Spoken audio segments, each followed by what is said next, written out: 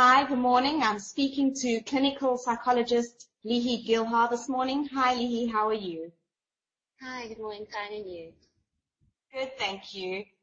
Lihi, the first thing I want to ask you is, what is a clinical psychologist and how does a clinical psychologist differ from a psychiatrist?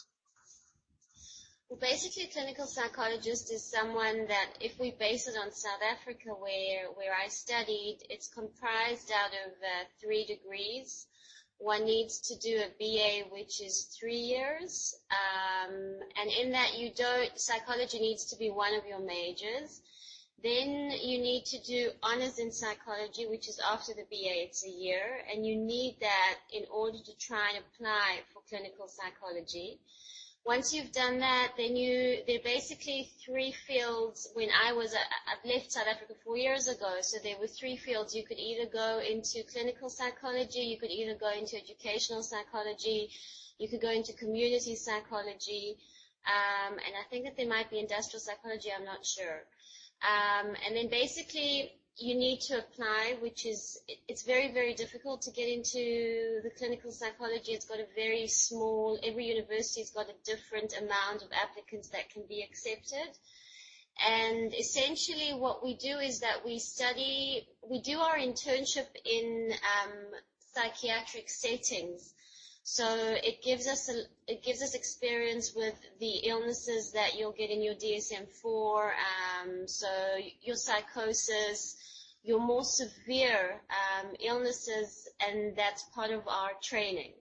So we have that, which is different because your community psychologist won't do that, or your educational psychologist. There is a difference, and the difference with a psychiatrist is essentially that's on the medical field. So it's in the medicine, and then they can prescribe medication, which is something that clinical psychologists don't do. We don't prescribe medication.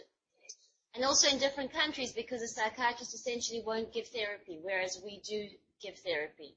I know that it differs in different countries because you will get a psychiatrist that does, but essentially a psychiatrist doesn't do therapy, which is what we do.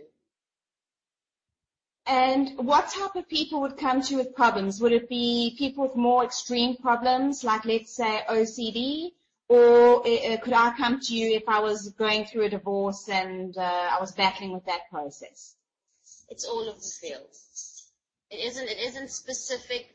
The fact that we have our training in psychiatric settings just basically gives us a lot more tools and a lot more experience with your more severe illnesses.